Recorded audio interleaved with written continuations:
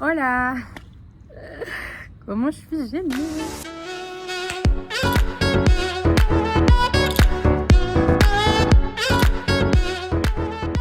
Comment allez-vous les gars? Bienvenue. Non, je rigole. Je suis dehors. On se retrouve... Oh putain, je sais pas par quoi commencer, mais bref. On se retrouve pour une vidéo face cam. J'ai des choses à vous dire, c'est très grave. Je souffre. Je rigole. C'est private joke que j'ai quand je regarde des youtubeurs. Je suis dehors parce que j'ai des choses à vous dire. Il y a des choses qui ont changé par rapport à la première vidéo que je vous ai fait quand je vous disais que j'allais faire des visites un peu de l'Italie, etc. Et que du coup je vous emmènerai avec moi vlogger et je vous montrerai les alentours. Et si je suis dehors là, c'est parce qu'en fait il y a souvent du monde à la maison et tout. Et ça me gêne de fou de faire des vidéos dans ma chambre, etc. Du coup je sais pas trop par quoi commencer. J'espère que cette vidéo ne va pas être trop cafouillis et que je vais pas m'emmêler les pinceaux et parler de tout et n'importe quoi. Je vais essayer de faire une vidéo un peu structurée même si j'ai rien préparé du tout. J'y vais vraiment à la wall again. Là, je pars en full impro. Du coup, je me suis dit, bah... il y a un truc qui me pique. Désolée, il y a un truc qui me pique. Les aléas du direct. Je rigole, on dirait une présentatrice télé. C'est une vidéo un peu plus sérieuse. J'ai des choses à vous dire. C'est fini, je quitte YouTube. Non, je rigole, je viens d'arriver. Pardon, je suis désolée. Mais les titres putaclic me fument de rire. Et j'ai très peur de faire des titres comme ça parce que je vous jure que je veux surtout pas faire de titres comme ça. Après, c'est vendeur. Hein. Oh, je poste ma sextape et là, je fais 1 million de vues. Anaïs, non. Je rigole, bien évidemment. Je n'ai pas fait de sextape. Qui sait? Je rigole. Papa, maman, si vous voyez ça, c'est faux. Je suis beauf à 1000%, hein. Faut que vous le sachiez. Hein. Anyway, so I was... Non, je rigole. Je suis vraiment lourde et on parle pas de poids. Je regarde pas du tout au bon endroit, je suis en train de me regarder moi, c'est hyper égocentrique. Bonjour, là, je me regarde moi. On dirait que je louche, non, je regarde ma personne. Là, je vous regarde vous, là, je me regarde moi. Vous, moi. Trêve de plaisanterie, les gars, c'est très sérieux cette histoire-là. Nous avons un cadavre enterré. Il y a eu un bruit juste à côté de moi quand j'ai dit ça. Je vous jure, c'est faux. Non, je rigole. Enfin, évidemment. Pourquoi je précise que je rigole? One eternity later. Il y a eu des changements par rapport à la première vidéo que je vous ai faite, du fait que bah voilà, changer de format, au lieu de passer, enfin au lieu d'être sur TikTok, etc. Je voulais passer direct sur YouTube et puis voir ce que ça donnait et au moins ça me ferait un carnet de voyage. Et là, je suis en train de me faire piquer, je le sens. Là, les gars, je deviens parano. Je sais pas si je me fais piquer ou si je deviens juste parano. S'il vous plaît, les moustiques, laissez-moi tranquille. Bref, du coup, tout ça pour dire que il y a des choses qui ont changé par rapport à la première vidéo. Si vous avez vu ma première vidéo, je suis fille au père en Italie. Et du coup, je visite des choses, donc le week-end ou la semaine quand j'ai un peu de temps, etc. Et quand j'ai de l'argent surtout. Je visite 2-3 petits endroits, je fais des vlogs et tout, et je les poste un peu sur TikTok.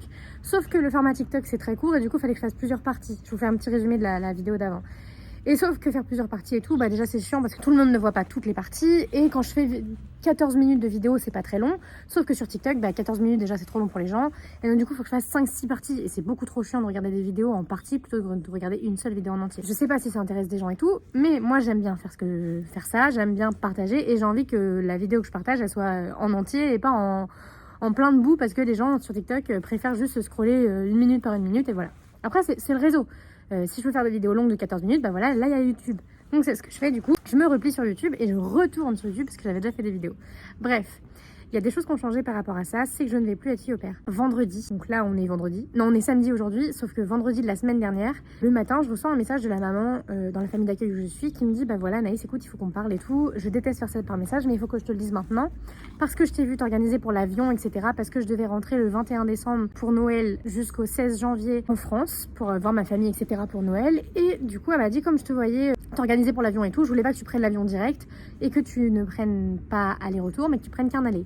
Parce que voilà, moi ça fait 2 ans que je demande un mi-temps au boulot, etc. pour passer du temps avec mon enfant, donc pour passer du temps avec son fils, le petit que je garde. Mais il me refuse tout le temps, etc. C'est super compliqué, enfin bref. Et là en fait, il y a un collègue à elle qui est arrivé il y a 2 mois, un nouvel employé qui est arrivé et qui est arrivé à mi-temps. Et là en fait, il a demandé un plein temps et il a été accepté. Du coup, elle a pris ses coronesses, c'est pas du tout ça l'expression. Elle a porté ses coronesses, elle a pris son courage à 2 mains et elle a été demandée au directeur pour un mi-temps, pour prendre la place du coup du nouveau. Et il l'a accepté, il lui a dit oui. Et donc du coup, ça c'était vendredi matin qu'elle lui a demandé. Et comme il lui a dit oui, maintenant qu'elle va être à mi-temps à partir de janvier, elle n'a plus besoin de fille au père puisqu'elle aura plus besoin de quelqu'un pour garder son enfant tous les jours et tout, pour aller le chercher à l'école, parce qu'elle sera là. Et pour le ménage, c'est pareil, elle sera là, elle finira à midi. Donc forcément, bah, elle aura plus besoin de fille au père, etc. Du coup, bah, elle m'a dit, écoute, ne prends pas d'aller-retour et tout ça, prends qu'un aller. Donc on est super triste, ils m'ont dit... on va t'aider avec les cartons. Surtout, moi j'ai perdu 59 € parce que j'avais déjà pris mes billets d'avion, tout était déjà prévu. En général, quand je prends l'avion, je vais à Paris, je m'arrête à Paris. Et du coup, quand je m'arrête à Paris, j'en profite pour faire un petit week-end à Paris et faire 2-3 trucs que moi j'aime bien. Donc j'avais pris des musées, j'avais pris déjà l'hôtel pour rester. Bref, du coup, tout ça pour dire que j'avais déjà mon avion. Tout était déjà réservé, moi tout était réservé à Paris, etc. Et pour le retour, exactement pareil. Donc j'avais pris pour l'aller, j'avais pris le truc de Stranger Things qui est gratuit. C'est une boutique, donc tu visites un peu les décors et la boutique, etc. qui est à Paris. J'avais pris un spectacle de Alex Fredo, je crois que c'est. Très gaulerie le gars. Et du coup, je voulais absolument le voir en spectacle et tout. Donc du coup, j'ai pris parce que c'était une place à moins 50, je crois. Enfin, elle était à 14 €. Du coup, je l'ai prise. J'avais pris le musée du Louvre qui est gratuit jusqu'à 26 ans. Et le retour, j'avais pris donc le pop-up store de Friends. C'est un truc sur un événement de Friends à Paris. Donc du coup, il y a tous les décors, etc. J'ai pris le pack Friends avec. Du coup, il y a des petits trucs, des petits goodies et tout ça sur Friends avec. Donc j'ai pris ça. J'ai pris le musée d'Orsay pour le lendemain matin. Enfin voilà, j'avais prévu pas mal de petits trucs super cool. Je me voyais pas d'annuler tout ça. Et le truc le plus chiant, c'est que du coup, j'ai annulé mon avion, sauf que l'avion EasyJet n'est pas remboursable, enfin remboursable qu'à moitié. Donc j'ai été remboursée de 57 €, mais moi j'ai payé 116 €. Et du coup, j'ai perdu 59 €. Donc la maman, du coup, elle m'a redonné la différence, elle m'a donné 60 €. Donc super cool de leur part parce que ça a un peu fait à la dernière minute entre guillemets. Du coup, moi pour Paris, pour le retour, je vais quand même le faire. Je vais quand même me rendre à Paris et tout. Et après, le lendemain, au lieu de reprendre l'avion, je reprendrai le train pour rentrer. Du coup, je rentrerai pas en Italie pour le moment. Mais du coup, il y a des choses qui changent quand même. C'est que j'ai trouvé une alternative entre guillemets.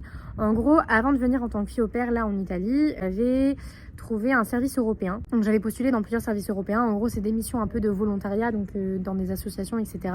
Donc c'est travailler avec des enfants dans le besoin ou qui ont des problèmes familiaux, avec des personnes handicapées, avec des immigrants, avec des sans-abri. Ou alors il y a des missions sur l'environnement, donc c'est des missions humanitaires. Du coup, c'est à l'étranger, dans toute l'Europe. Et moi, j'avais choisi l'Italie. Donc ils m'ont donné une réponse 3 semaines après. Et moi, j'avais déjà j'avais déjà trouvé la famille pour être fille au père et je leur avais déjà dit oui. Donc je pouvais pas leur dire non, finalement j'ai trouvé autre chose de mieux. Désolée, finalement je vous abandonne à la dernière minute.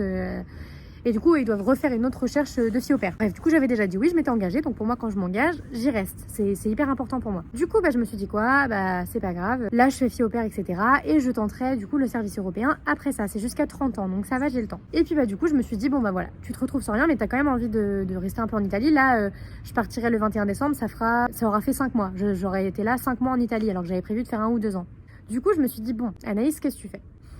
Tu veux partir de l'Italie maintenant? Non. Je me dis, 23 ans, moi j'ai quand même d'autres projets, genre je voulais continuer de voyager un petit peu et tout avant de me poser, etc. Donc pas spécialement envie de retourner me poser en France, retrouver un boulot là-bas que je veux pas forcément apprécier et tout. Et du coup arrêter mon périple voyage entre guillemets, là maintenant.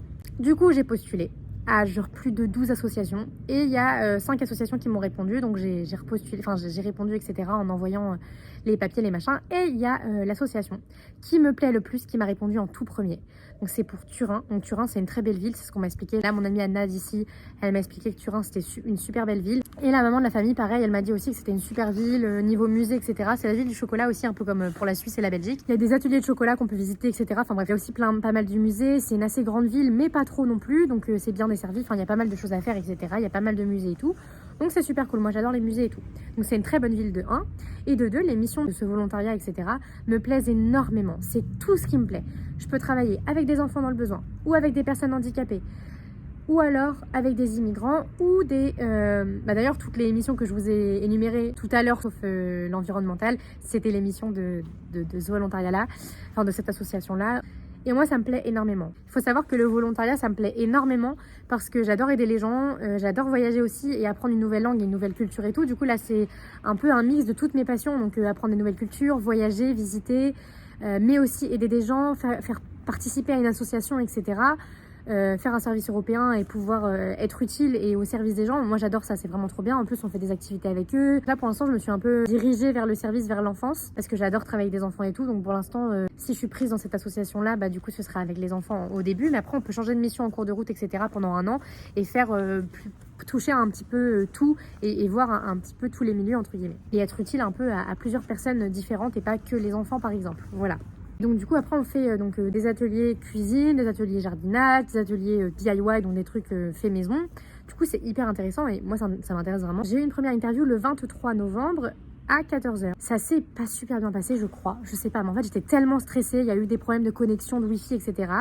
Et j'étais tellement stressée que je sais pas du tout, j'ai eu du mal à répondre. C'était une interview en anglais et fallait parler de moi, etc. Dire mes qualités, mes défauts, pourquoi je vais faire cette mission-là précisément. Qu'est-ce qui ferait qu'il m'accepterait moi plus que quelqu'un d'autre? Et je sais pas répondre à ce genre de questions. J'arrive pas à me vendre, je sais pas me vendre et je sais pas pourquoi il devrait me choisir moi plus qu'un autre. Je sais pas comment expliquer ça. Je sais que je suis quelqu'un d'altruiste, d'empathique, j'adore écouter les gens, j'adore aider les gens, etc. C'est quelque chose qui me passionne de fou. Mais à part dire ça, je sais pas quoi dire de plus. Et c'est très bref quand même comme chose. Donc c'est un peu ce que je leur ai dit. Et j'ai peur que ça fasse trop maigre comme chose. Et j'ai eu peur d'avoir un peu raté l'interview.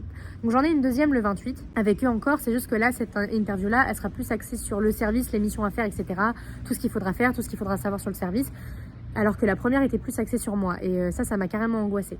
En plus, avec les problèmes de connexion, on a galéré au début. Du coup, j'étais un peu complètement décontenancée. J'étais trop stressée. Du coup, j'ai laissé le stress m'envahir et j'espère que j'ai carrément pas raté. J'espère que je vais être prise à celle-là parce que c'est vraiment une mission qui me plaît de fou. Donc j'espère que je vais être prise à cette mission-là. Du coup, cette mission-là, elle commencerait le 1er mars 2023 et elle terminerait le février 2024. Donc enfin, en gros, c'est un an. Et je serai en coloc avec 8 personnes. Donc c'est une colocation de 9 personnes. Après, moi, les colocations, perso, ça me fait pas peur parce que j'ai déjà fait de l'internat. J'ai déjà été en coloc, pardon. J'ai déjà été en colo aussi, mais en tant qu'animatrice, pas en tant que petit. J'adore les colocs, etc. J'aime bien ne pas trop vivre seule tout le temps parce que du coup, je déprime un peu quand je suis seule, etc. Par contre, j'adore avoir mon espace à moi et avoir des moments toute seule. Et là, le truc, c'est que déjà, on est en coloc avec 8 personnes, 8 autres personnes que nous. Mais en plus de ça, on est en coloc avec des gens dans notre chambre. C'est-à-dire qu'il y a 4 chambres doubles et une chambre simple. Et je pense pas que ce sera moi qui aura la chambre simple. Enfin, pourquoi j'aurai la chambre simple?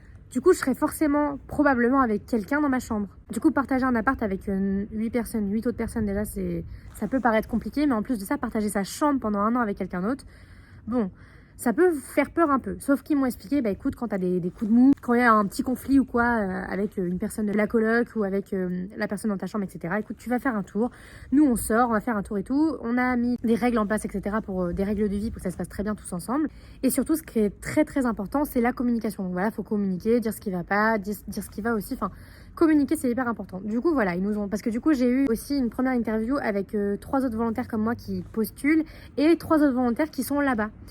Qui sont déjà là-bas, etc., qui nous ont expliqué comment ça se passe, la coloc, comment ça se passe les missions humanitaires, comment ça se passe, etc., sur place, machin. Donc, ils nous ont expliqué pas mal de choses, c'était hyper intéressant, et c'était très enrichissant, et c'était surtout intéressant d'apprendre des choses sur des gens qui sont déjà là-bas, qui ont à peu près notre âge, qui font déjà du volontariat, etc. Moi, j'avais 2-3 petites questions. Du coup, je les ai posées, ça a répondu à mes questions, etc. Même pour la charge mentale, par exemple, quand on s'occupe de personnes en besoin, etc. Parfois, notre charge mentale, on peut prendre le malheur des autres et tout. Et à un moment donné, on sature nous aussi, enfin, on est des êtres humains et tout. Et ils nous ont expliqué qu'en fait, on est très bien entouré de gens, etc. Et du coup, ils peuvent nous aider par rapport à la charge mentale et tout. Donc, c'est hyper intéressant de savoir ça. Et c'est très bien, ils sont très bien entourés. C'est une assez grosse association. Donc du coup, y a du monde et on n'est pas seul parce que on vit avec des gens, etc. Donc voilà. Anna, mon amie qui vit ici, du coup, elle m'a dit qu'elle me rendrait visite, etc. à Turin parce qu'elle adore Turin. Bon, pas que pour Turin, mais elle me rendra visite et tout. Et du coup, je suis super contente parce que je pourrais garder le contact avec elle, rester en Italie un an de plus comme je voulais faire, entre guillemets, et ne pas repartir comme ça directement alors que moi, je voulais aussi visiter un petit peu. Après, il y a un autre aspect qui me faisait un petit peu peur, c'est que là, j'avais 300 € d'argent de poche par mois, mais avec les 300 € par mois d'argent de poche, j'avais la nourriture et la chambre, etc. J'avais rien à payer. J'avais déjà la nourriture, tout ça. C'était compris dedans. Là, par contre, on aura 300 € par mois aussi, sauf qu'on aura 150 € de bourse pour manger et 5 € par jour d'argent de poche. Donc ça fait 150 € par mois.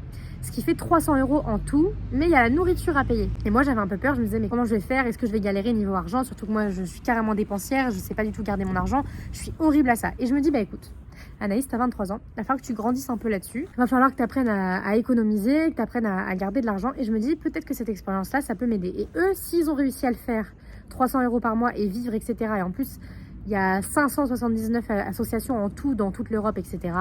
Donc du coup, il y a plein de... Par exemple, là, dans cette association-là, il y a 11 volontaires, que ce soit de partout de l'Europe, des Français, des Belges, plein, des Polonais, tout ce que vous voulez dans l'Europe. Et il y en a plein des volontaires, du coup, dans ce genre d'association. Il est 15h30, j'ai flippé ma race. Du coup, je disais, il y a plein de volontaires comme moi, etc. Et s'ils y arrivent, eux, avec 300 € par mois, pourquoi moi, j'y arriverai pas? Alors, pourquoi? Parce que moi, je suis très dépensière et tout. Du coup, là, ça va m'apprendre à me fixer des budgets, que ce soit nourriture, etc. Et je vais me fixer des budgets pour les sorties, pas trop faire de sorties, pas trop abuser non plus, etc. Et ma grand-mère, du coup, elle m'a donné 2-3 petits tips par rapport à ça. Donc, c'est-à-dire faire des comptes. Moi, je fais mes comptes, etc. Mais même en faisant mes comptes, je continue de dépenser quand même, en fait. Genre, je sais que je vais être à la limite, mais je dépense quand même. En fait, quand je vais pas bien, parfois, je vais acheter des trucs. Et en fait, je fais des achats compulsifs. Je sais que ça fait partie du TDAH et tout. Mais ça n'empêche pas qu'il faut que j'essaye de le régler. Et moi, jusque-là, je disais, bah, c'est pas grave, je suis comme ça, je fais des achats compulsifs, je suis dépensière et tout, mais c'est pas grave, je suis comme ça, point barre. Non, je suis comme ça, d'accord, mais alors il va falloir que j'essaye de le changer et qu'il va falloir que j'essaye de m'améliorer là-dessus parce que c'est vraiment pas bon. Genre, je suis très dépensière. Je vais essayer de me fixer donc des. Comment elle m'a expliqué ça, ma grand-mère? Elle m'a dit, il faut que tu te fixes des dépenses. En gros, par exemple, je sais pas si je mets 35 € par semaine de nourriture, je ne dépasse pas. Si j'ai pas assez pour bouffer, je ne bouffe pas, tant pis, mais je ne dépasse pas. Enfin, je rigole. Non, mais en gros, je ne dépasse pas ce budget-là, etc. À moi de faire, quand je fais mes courses, à moi de compter. Ça, c'est pour la semaine, tu ne dépasses pas. Si tu as besoin, je sais pas, de Nutella parce qu'il n'y en a plus, tu mangeras du Nutella la semaine d'après. Tant pis, je me fixe un truc. Et au pire du pire, j'essaye de jongler entre les semaines. Peut-être qu'il y a des semaines où je ferai un petit peu moins et du coup un petit peu plus. Mais il faut, en gros, que tous les mois, il y ait 150 € qui partent dans la nourriture. Et c'est tout. Pas plus, pas moins. Non.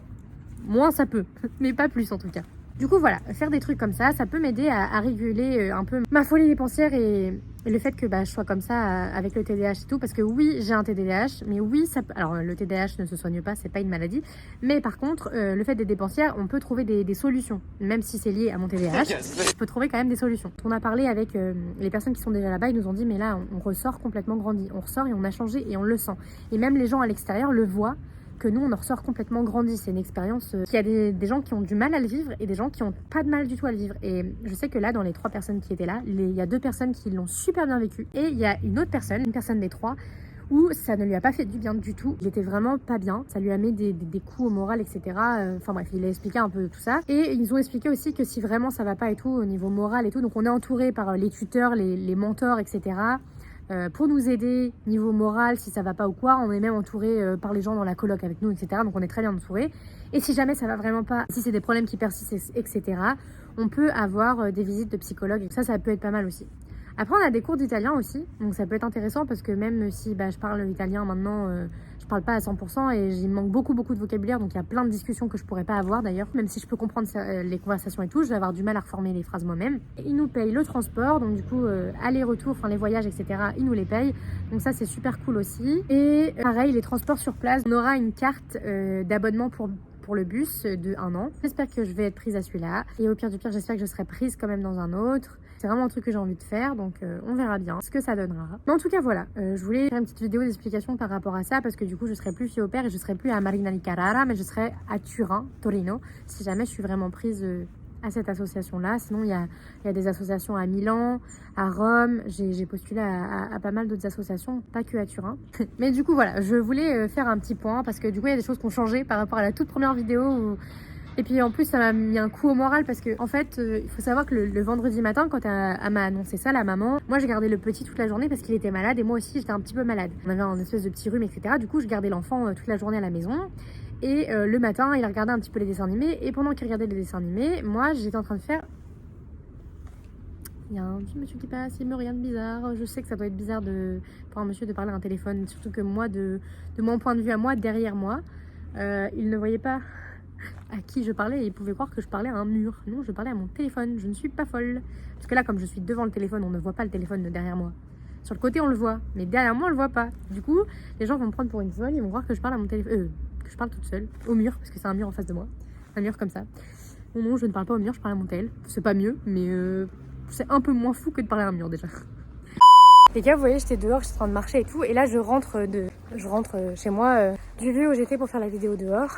Et je viens de me rendre compte qu'en gros, j'ai pas du tout parlé d'un truc. En gros, je vous disais à un moment donné que... Je sais plus c'était quand, mais j'ai pas du tout terminé mon histoire parce que j'ai été perturbée par un truc et du coup, j'ai pas fini mon histoire. Mais en gros, le vendredi matin, donc quand il regardait la télé, le petit, la maman, quand elle m'a annoncé que voilà, elle aurait plus besoin de moi, etc. J'étais justement, au moment où elle m'a envoyé le message, j'étais en train de faire ma bannière YouTube. parce que j'avais déjà fait ma première vidéo et tout le mercredi, donc 2 jours avant qu'elle m'annonce ça. Et du coup, j'étais en train de faire ma bannière YouTube, j'avais presque terminé et tout, j'étais à fond. J'étais trop contente de faire ma bannière et tout. En gros, le lendemain, le jour d'avant, je me suis couchée, donc en gros la nuit d'avant, je me suis couchée à 2h du mat parce que j'ai terminé ma photo de profil YouTube, etc. Et ensuite, je me suis dit, bah vas-y, faut que je fasse la bannière et tout. Et je me suis dit, non, vas-y Anaïs, va te coucher, il est trop tard, il est 2h, il était presque 2h30, je crois, du mat. Je dis, vas-y, va te coucher, demain tu bosses et tout. Enfin, genre, t'as le petit machin. Donc, va te coucher et je vous pose 2 secondes sur la bannière, là, sur le muret de chez quelqu'un. Mais en gros, du coup, je me suis dit, bah voilà, non, va te coucher et tout, il est trop tard. Du coup, je me suis dit, bah demain matin, pendant qu'il regardera un petit peu la télé et tout, je ferai ma bannière YouTube, etc. J'étais en train de faire ma bannière YouTube et tout, et j'ai reçu le message. Et là, ça m'a mis un gros coup de mou et je me suis dit, putain, j'avais plein de projets, de visiter, etc., de faire visiter en vlog et tout. Et du coup, je pourrais pas faire les vlogs de visite, etc., parce que je rentre en France, donc je vais pas vous faire visiter vraiment la France. En plus, je resterai chez ma mère ou chez mon père, enfin, genre, je resterai dans ma famille, donc du coup, bah, je bougerai pas et tout. Du coup, je me suis dit, mince, là, au moment où je décide de prendre YouTube et de faire des vlogs, etc., où je visite un peu, et d'emmener un peu les gens, et bah du coup tout s'effondre et tout, et du coup j'étais grave dégoûtée, je me suis dit putain, je suis en train de faire ma bannière YouTube, genre je suis grave investie et tout, et bim, du coup je peux pas faire ce que je voulais faire. Mais au final, du coup j'ai trouvé une alternative, du coup je suis grave contente. Petit update parce que j'avais oublié de finir cette histoire là. Voilà, c'est tout. Et tout ça pour dire que du coup justement le jeudi ou le mercredi, je crois que c'était le mercredi, oui c'était le mercredi parce que le petit avait sport. Et du coup, quand il a sport, moi j'ai une heure où je suis toute seule dehors et tout, et j'attends à côté de son truc de sport, en attendant qu'il ait fini le sport, etc. Je peux faire un aller-retour à la maison, j'attends dehors, assise sur un banc. Il a jamais plu quand il faisait sport et tout, donc ça va. Puis quand il pleut, du coup, il y va pas. Du coup, bah, je me suis posée et j'ai commencé à parler un petit peu de faire ma première vidéo pour vous dire, bon bah voilà, ça y est, j'ai envie de me lancer, j'ai envie d'arrêter le format TikTok, etc. Puis j'ai envie de faire un truc que j'aime, qui me plaît, etc. Donc du coup, voilà.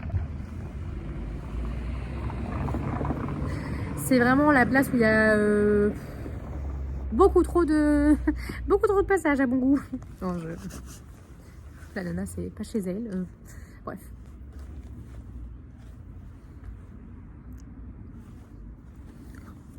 Pas Google celle-là. Je sens la sueur, c'est terrible. Je sens mon parfum aussi. Oui, donc ici nous avons derrière. On serait une présentatrice télé, c'est terrible.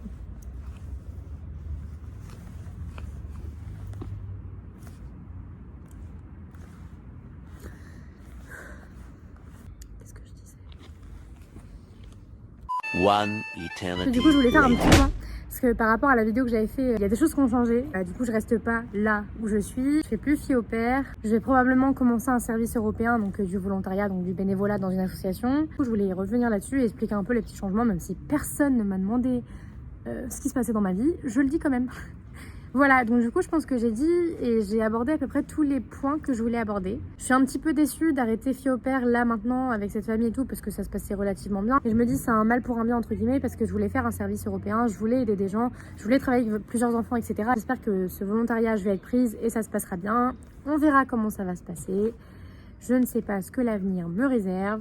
Je vous ferai des petites updates à chaque fois. De toute façon, je vous ferai des vlogs, etc. au fur et à mesure du temps. Vous aurez des petites updates. Je vous emmènerai à Paris avec moi. J'ai un peu peur de filmer comme ça dans les rues de Paris. J'ai peur qu'on pique mon téléphone. Ça fait mal au bras en plus quand je vous tiens comme ça. Mais c'est pas grave, j'essaierai de faire des vlogs. Je vous raconterai un petit peu tout ce qui se passe, des changements, si je suis prise, etc. Souhaitez-moi bonne chance. Souhaitez-moi d'être prise. Voilà, bon bah écoutez, j'ai plus rien à dire. Je crois qu'on a terminé. Je crois que j'ai abordé tous les points, j'espère. J'espère que ça n'a pas été trop cafouillis et trop chiant à écouter. J'espère que le son est bon, qu'il n'y a pas trop de bruit extérieur parce que là on est dehors donc bah... Bref, je vous fais des bisous. Passez une bonne journée ou une bonne soirée, je ne sais pas quand est-ce que vous êtes vous. Je vous dis à bientôt. Zoubi!